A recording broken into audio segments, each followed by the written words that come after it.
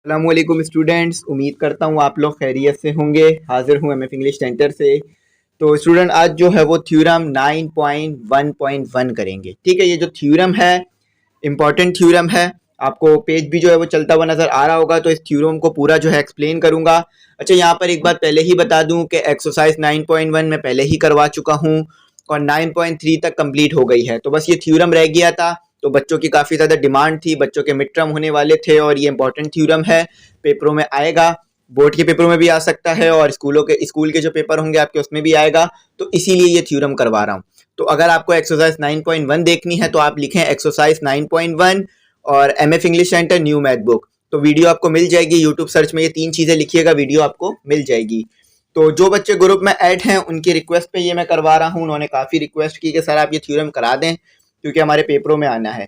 तो ये जो है मैं फिर उन बच्चों के लिए भी ये वीडियो अपलोड कर रहा हूँ, साथ ही साथ जो बच्चे हमारे साथ यूट्यूब पे पढ़ते हैं और यूट्यूब पे हमें ज्वाइन करते हैं तो ये उनके लिए भी है। तो इंशाल्लाह टेस्ट सेशन जब शुरू होगा तो उनमें भी ये थ्योरम्स और ये तमाम चीज़ें आएंगी। तो चलें बुक से समझाऊंगा इंशाल्लाह। तो ये आपके पास बुक है, तो उम्मीद करता हूँ आपके पास बुक आ गई होगी। अगर बुक नहीं आई है तो पीडीएफ मैंने अपलोड किया था इसका बोर्ड की साइट से लेकर, तो आप वहाँ से भी इसको देख सकते हैं। आसान थ्योरम है और मुख्तलिफ चीज़ें इसमें मैंने आपको बतानी है। तो चलें बताते हैं। और अगर आप ग्रुप में ऐड होना चाहें ना तो कांटेक्ट कर लीजिएगा। ग्रुप की फ़ीस हमने 500 रखी है जो पूरे साल में एक बार पे करनी है। तो आप फीस पे करेंगे तो आपको उसमें नोट्स तमाम चीज़ें मिल जाएंगी। अच्छा, मैथ्स के नोट बने नहीं हैं, जब वो बनेंगे तो मैं बता दूंगा। ठीक है, चलें आए इसको शुरू करते हैं। तो यहाँ कहा जा रहा है in any correspondence of two triangles. देखिए, सबसे पहले तो कॉरेस्पॉन्डेंस का लफ्ज़ बार बार इस्तेमाल होता है तो इसका पता होना चाहिए हमें। देखो, कॉरेस्पॉन्डेंस का मतलब होता है कि मुताबिकत रखना, यानी एक जैसा होना। अब देखें, मैं जब बोलूं कि ए सी जो है इस जैसी कौन सी लाइन है जो दूसरे ट्राइंगल में मौजूद है, यानी इस जैसी मुताबिकत रखने वाली, उस जैसा होने वाली कौन सी लाइन है जो इस ट्राइंगल में मौजूद है। तो आप बोलेंगे कि सर ये जो ए सी है ना ये हाइपोटेन्यूस है, तो यहाँ पर जो है हाइपोटेन्यूस पी आर है। तो ए सी जो है ना वो कॉरिस्पॉन्डेंस है पी आर के। क्यों? क्योंकि सर ए सी की जैसी लाइन जो है ना वो पी आर है, यानी जैसी लाइन हमारे पास ए सी है ना वैसी ही लाइन पी आर है। तो हमारे पास कॉरिस्पॉन्डेंस का मतलब क्या होता है? मुताबिकत रखना, एक जैसा होना। ठीक है, इस बात को समझ लें। तो इंशाल्लाह ये समझ लेंगे तो आगे फिर आसान हो जाएगा। तो कहा जा रहा है कि कॉरिस्पॉन्डेंस ट्राइंगल्स हैं, यानी बहुत सी साइड आपस में मुताबिकत रखती है। ठीक है, दोनों ट्राइंगल्स में।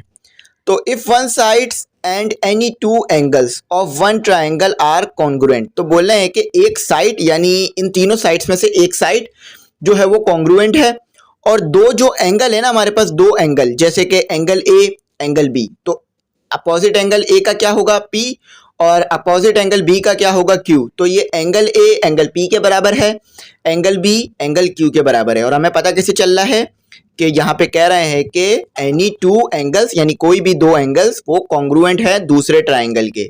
ठीक है, कॉन्ग्रुएंट मैं बता चुका हूँ, सेम साइज सेम शेप, तो एक्सप्लेन कर चुका हूँ। जैसे देखें गाड़ी है, तो ये जो मेहरान इस कलर वाली है, यानी ये जो थोड़ा सा रेड कलर जैसा कलर है, तो ये जो मेहरान है ये वाइट कलर वाली मेहरान के क्या होगी? कॉन्ग्रुएंट, क्योंकि इसमें सेम टायर लगे हैं, सेम जो है वो शीशे लगे हैं।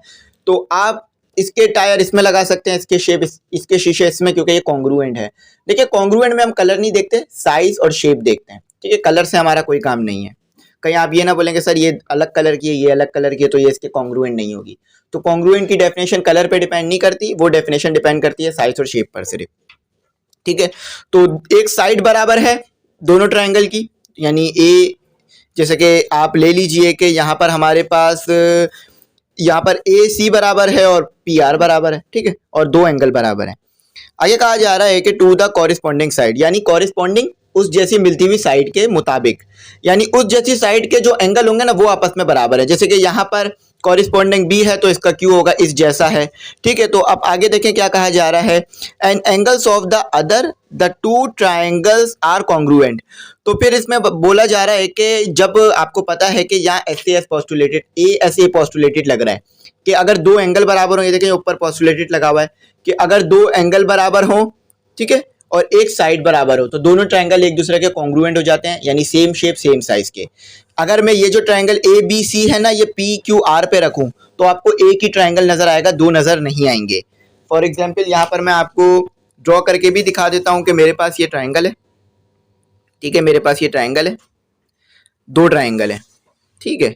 अब मैंने इन दोनों को एक के ऊपर एक रख दिया तो आपको सिर्फ एक ही नजर आएगा, क्यों? क्योंकि कॉन्ग्रुएंट है, ठीक है। देखें यहाँ पर थोड़ा सा मैं इधर कर दूं, ये दो ट्राइंगल है, ठीक है। ये एक दो एक दोनों को एक दूसरे के ऊपर रख दिया तो ये एक ही नजर आ रहा है।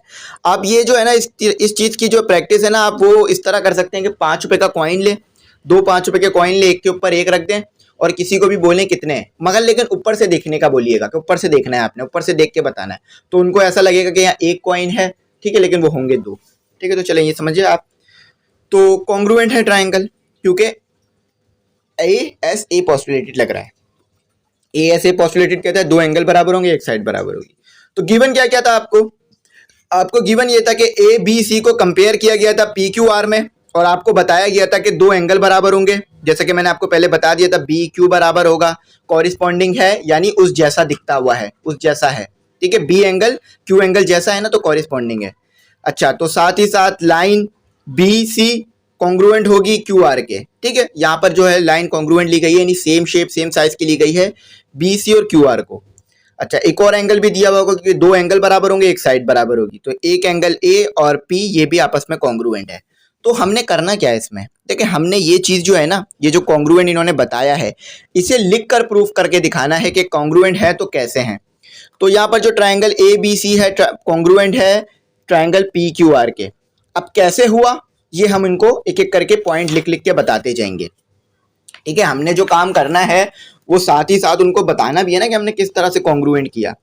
तो हमने क्या किया, सपोज किया ए बी कॉन्ग्रुएंट नहीं है पी क्यू के, वैसे तो कॉन्ग्रुएंट है लेकिन हमने सपोज किया कि नहीं है। अब क्यों सपोज कर रहे हैं, ताकि हम बता सके कि है, यानी अगर हम इसको कहें ना कि बी ए बी जो है वो कॉन्ग्रुएंट नहीं है क्यू पी क्यू के, तो हम गलत होंगे क्योंकि ये आपस में कॉन्ग्रुएंट है। तो अब ये हम यहाँ पर पूरा करके दिखाएंगे इसको। Take a point P P slash, अच्छा पी स्लैश जो है यानी ये पॉइंट है, ठीक है। पी स्लैश ये पॉइंट हमने ड्रॉ किया है इधर, ताकि हम ये बात प्रूव कर सकेंगे दोनों ट्राइंगल कॉन्ग्रुएंट है। ऑन पी क्यू पर देख लीजिए, ये पी क्यू पर इन्होंने पॉइंट ड्रॉ करा हुआ नजर आ रहा है ना, ये पी क्यू लाइन है, ठीक है। पी क्यू इसके ये बीच में पी स्लैश पॉइंट ड्रॉ कर दिया गया है,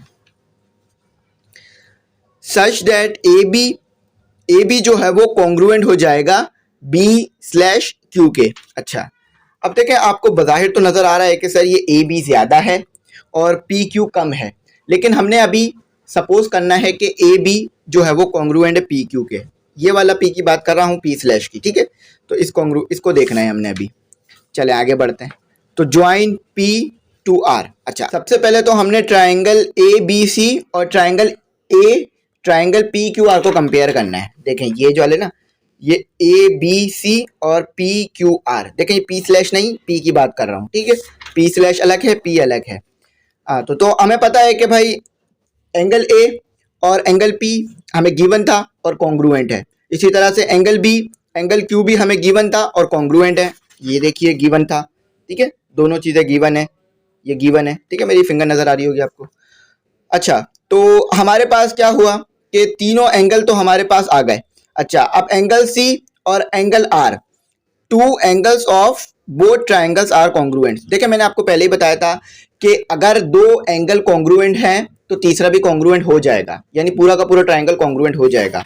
फॉर एग्जाम्पल, अगर ये एंगल पी के बराबर है कॉरिस्पॉन्डिंग, यानी अपोजिट एंगल देखने हमने एक जैसे मिलते हुए, ये एंगल इसको नहीं मिला लीजिएगा, ये कॉरिस्पॉन्डिंग नहीं, ये अलग है। आप शेप में भी पहचान सकते हैं कि अलग है, ठीक है। तो ये एंगल ए एंगल पी के बराबर है, एंगल बी और एंगल क्यू के बराबर आ गया, तो ये बात भी लाजिम है कि सी भी आर के बराबर आएगा। यानी अगर ये दोनों एंगल इस दोनों एंगल के बराबर आ गए तो एंगल सी भी एंगल आर के बराबर आ जाएगा। वो कहते हैं ना, दो चीजें निकाल लो तीसरी खुद मिल जाएगी, तो यहाँ भी बिल्कुल वैसा ही है कि दो चीजें बराबर हैं तो तीसरी भी बराबर होगी, ठीक है। तो ये लिखा हुआ है कि two angles of both triangles are congruent, अगर दो एंगल कॉन्ग्रुएंट है तो तीसरा भी कॉन्ग्रुएंट आएगा, ठीक है।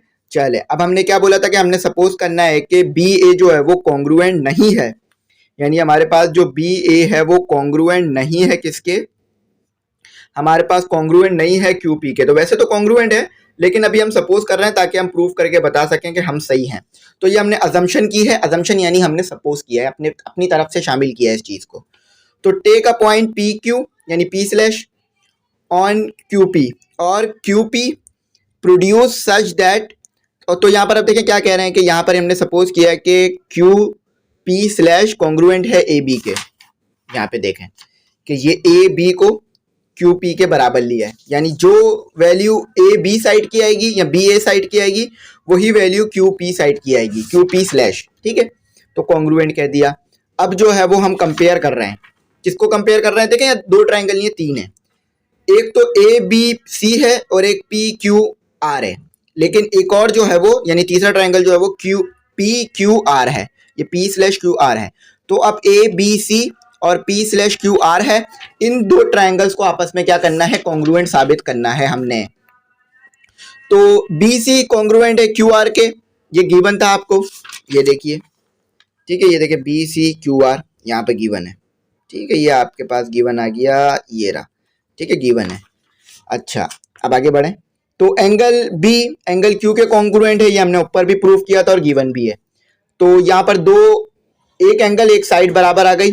अच्छा बी ए और क्यू पी कॉन्ग्रुएंट है, यानी ये बी ए और क्यू पी कॉन्ग्रुएंट है, तो ये हमारे पास कॉन्ग्रुएंट आ गया। और ये हमने सपोज किया है बाय सपोजिशन, यानी हमने अपनी तरफ से गुमान किया है कि हाँ भाई ये बराबर होगा, ठीक है। अभी इस चीज को हमने प्रूफ करना है, तो ये कॉन्ग्रुएंट साबित हो गया। तो यहाँ पर क्या लग गया? एस पोस्टुलेटेड लग गया, यानी हमने ये बात साबित कर दी कि ए बी सी कॉन्ग्रुएंट है क्यू पी क्यू आर के। लेकिन ऐसा कैसे हो सकता है कि ये ट्राइंगल दोनों के कॉन्ग्रुएंट हो जाए? तो ये तो पॉसिबल नहीं है कि ये ट्राइंगल इस छोटे ट्राइंगल के भी बराबर आ जाए और पी क्यू आर के भी बराबर आ जाए। तो यहाँ पर फिर हमने क्या किया? हमने जो है एक बात करी कि हमने ये बात करी, देखा हमने यहाँ तक तो इसे कर लिया, यहाँ तक तो हमने कर लिया। तो अब हमने क्या किया? अब हमने जो है ना, अब हमने ये जो पूरा ट्राइंगल है इस ट्राइंगल को कॉन्ग्रुएंट कर दिया, ए बी सी और triangle P slash Q R को कॉन्ग्रुएंट एस पोस्टुलेटेड, यानी अगर दो साइड्स बराबर होंगी, देखें ये एक साइड हो गई, ये एक साइड हो गई, दूसरी साइड और एक एंगल, तो एस का मतलब क्या होता है कि एस का मतलब होता है कि दो साइड बराबर हों, एक एंगल बराबर हो, तो दोनों ट्राइंगल आपस में एक दूसरे के कॉन्ग्रुएंट आ जाएंगे। तो ये बात तो हमने साबित भी कर दी। तो हमने क्या कहा? हमने कहा कि ये जो एंगल सी है एंगल आर के भी बराबर आ रहा है, और ये जो एंगल सी है एंगल आर के, अब देखें मैं बताता हूँ, देखें आर दोनों में कॉमन है, आर ये जो आर है ये पी स्लैश क्यू इसमें भी आ रहा है और पी क्यू आर में भी आ रहा है, तो ये जो है वो कॉन्ग्रुएंट है सी के, और दोनों तरफ से ये साबित हो रहा है कि कॉन्ग्रुएंट है, ठीक है। ये हमने ऊपर साबित किया कि ये जो एंगल सी है एंगल आर के बराबर है, और दूसरी तरफ हम ये जो है ये भी साबित कर चुके हैं कि एंगल सी ये जो एंगल आर स्लैश वाला है पी स्लैश वाला उसमें भी बराबर है। तो हमने क्या किया? ट्रांजिटिव प्रॉपर्टी लगाई, यानी अगर दो इक्वेशन में दो चीजें सेम हो तो कंपेयर करवा देते हैं, ठीक है, कंपेयर करवा दिया। तो कंपेयर से क्या बात साबित हुई कि एंगल आर, यानी यहां समझे कि ये पी क्यू आर, ठीक है, ये वाले पी क्यू आर एंगल के बराबर है। फिर देखें ये वाला पी, ये वाला आर, ये वाला पी, ये वाला क्यू, ये जो एंगल बन रहा है इन दोनों इनके बराबर है, और ये जो एंगल आर है ये एंगल पी स्लैश है और ये क्यू, ये दोनों ट्राइंगल में एक ही आएगा, ठीक है, बराबर बराबर आएगा। लेकिन आप देख सकते हैं कि बराबर नहीं आना चाहिए, इसने जो है वो काटा है। तो क्यों बराबर आ रहा है? अब यहां साबित होगा कैसे बराबर आ रहा है। तो ये कहा जा रहा है कि this is possible only when point P Q कॉन्साइड and. तो ये इन्होंने कहा कि ये जब ही मुमकिन है जबकि ये पॉइंट पी स्लैश जो हमने लिया है ना ये बिल्कुल पी पर बने।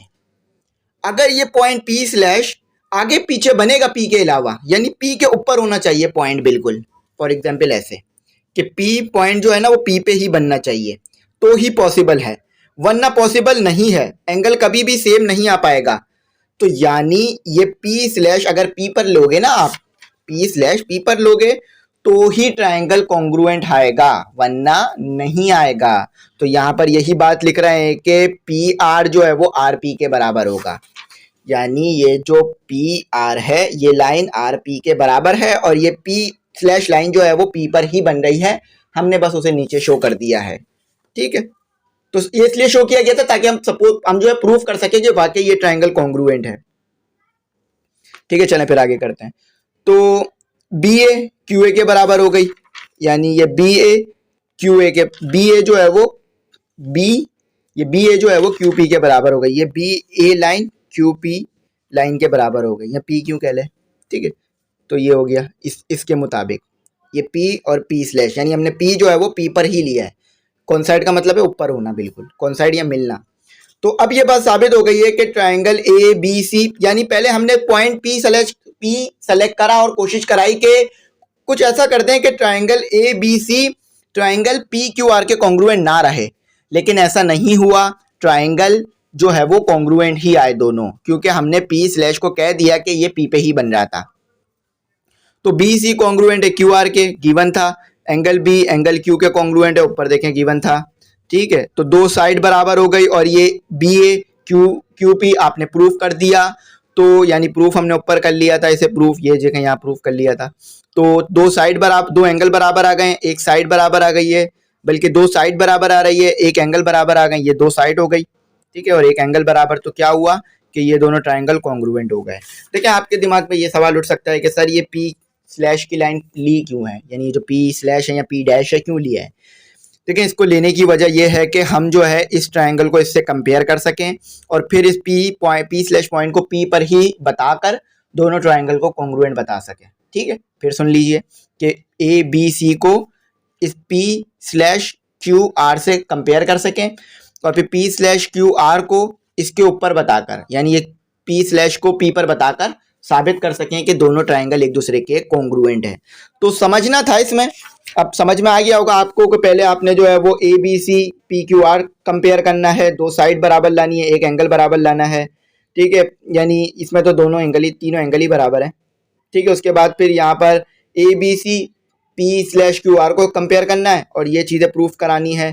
फिर ए बी सी, इसको दोबारा लिख दिया है यहाँ तो, और फिर ए बी सी और पी क्यू आर को आखिर में जो कंपेयर करके बता देना है।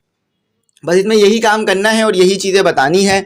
तो मैंने आपको तमाम चीज़ें डिटेल में एक्सप्लेन कर दी। तो कॉन्ग्रुएंट का मतलब मैं आपको बता देता हूँ, और आप देख सकें तो यहाँ भी डेफिनेशन दी हुई है कि sameness of size and shape, sameness से मुराद एक जैसा होना, in the mathematics call congruent. तो मैथमेटिक्स में इसे कॉन्ग्रुएंट कहा जाता है कि सेम शेप का हो, सेम साइज का हो, कॉन्ग्रुएंट होगा। देखें ये मैंने 5 रुपए का सिक्का बनाया है, आप कोई भी 5 रुपए का सिक्का ले लें, एक ही वजन का होता है और एक ही शेप का, एक ही साइज का होता है, ठीक है। यानी शेप गोल होता है और साइज जो है वो इसका सर्कल होता है, शेप जो है वो सर्कल जैसा दिख रहा होता है।